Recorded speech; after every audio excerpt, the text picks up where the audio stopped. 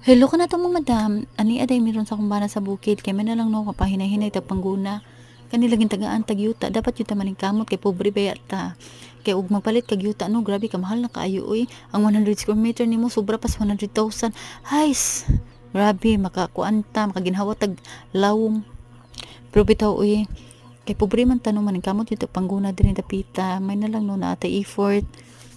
Di gyud ta magsalig permis atong sweldo no kay og magsildo man gani ka mga 400 500 no og kanang private nga trabahoan gamay kay kag sweldo nya og kanang dakuon man ganing sweldo, grabe patay-patay sa imong trabaho. Pero bitaw maning kamot na lang gyud ta, Ginoo ray bahala sa atong future og kuan pud natog kanang pagkugi ba, sagulan pud natog pagkugi kay saon man lang magpaabot sa atong future, sige tagampo sa Ginoo nya magtinapulan ta.